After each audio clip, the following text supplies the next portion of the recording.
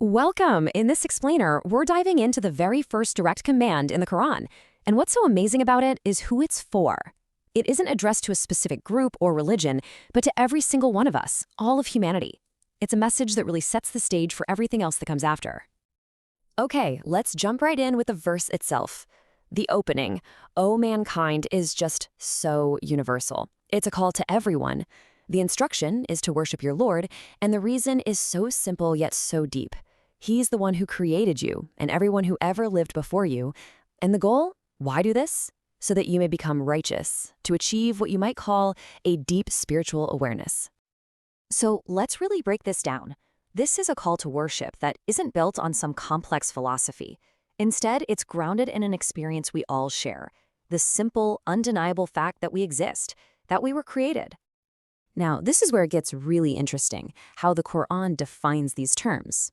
Worship, or ibadah, isn't just about rituals. It's defined as a total submission and obedience to God and God alone. And the purpose, taqwa, is this beautiful concept of God consciousness, a constant state of awareness that helps protect you from going wrong. So the text doesn't just give a command, it invites us to look for proof.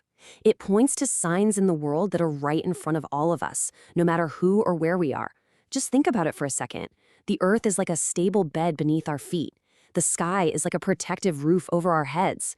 Rain comes down and brings everything to life, giving us the food we need to survive. The argument is that these are all clear, beautiful signs of one single creator. And all of this builds up to a really powerful logical point. The verse says, "So do not attribute to Allah equals while you know." It's basically saying that, deep down, we instinctively know that all these amazing, life-giving things come from one source. So setting up rivals or partners to him, well, that would go against what our own reason tells us is true. Of course, this immediately brings up a huge question. What about skepticism, right? What if you hear all this and think, well, how do I know this is really from God? How do I know it wasn't just made up by a human? The Quran totally anticipates this doubt and addresses it head on. And this brings us to our next part, where this whole idea builds into one of the most famous challenges in any religious text. This isn't about just taking a leap of blind faith. Instead, the Quran offers a tangible test, a way for you to try and verify its claims for yourself. The challenge is laid out, plain and simple. If you are in doubt, then try to produce something like it. Not the whole book, just one single chapter. It's an open invitation, an intellectual test for anyone who questions where the Quran came from. And this wasn't some vague, write a nice poem kind of challenge. No, it was super specific. The people at that time were absolute masters of the Arabic language, and they were challenged to create something comparable to even the shortest chapters. And get this, they didn't have to do it alone. The verse says to call on anyone and everyone for help. Your best poets, your smartest thinkers, all of them. And according to Islamic tradition, for over 1,400 years, that challenge has never been met. Now, what's so striking here are the stakes. It's presented as a clear choice with a clear outcome. But just notice the absolute confidence in the language. It doesn't just say, if you cannot. It actually adds, and you will never be able to. The inability to meet the challenge is stated as a certainty, and the implication is, if this is a fact, then you really need to take what comes next seriously. And the warning that follows is pretty intense. It talks about a fire fueled by people and stones. But there's a powerful detail here. Scholars explain that the stones aren't just random rocks. They're the very idols that people carved and worshipped. So in a really profound way, the things they chose to worship instead of God become the very fuel for their consequence. It's a direct link. But then, right after that incredibly stark warning, the entire tone just flips. This is a key rhetorical style you see all through the Quran, this perfect balance between fear and hope. After the warning comes the promise. And what a promise it is. For those who believe and do good, the good news is a reward of immense peace and beauty. We're talking gardens with rivers flowing underneath, an endless supply of familiar fruits, purified companions, and a home where you live forever. This pairing of a severe warning with such a beautiful promise, it creates this incredible motivation. It gives you both a reason to turn away from wrongdoing and a beautiful goal to strive for. Okay, so after that balance of hope and fear, the text switches gears again, circling back to a logical argument. This part addresses another criticism that was being thrown around at the time, and it reinforces the idea that faith should be built on reason. So this verse is actually a direct comeback.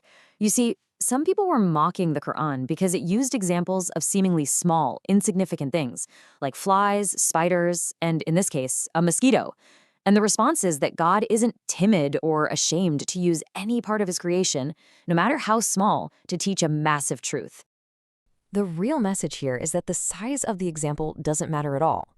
Actually, if you think about it, the mind-boggling complexity you find in the tiniest insect can be one of the most powerful signs of a creator's genius.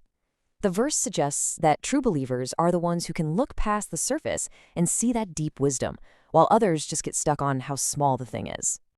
Then, the Quran lays out another core logical argument, this time for the idea of resurrection.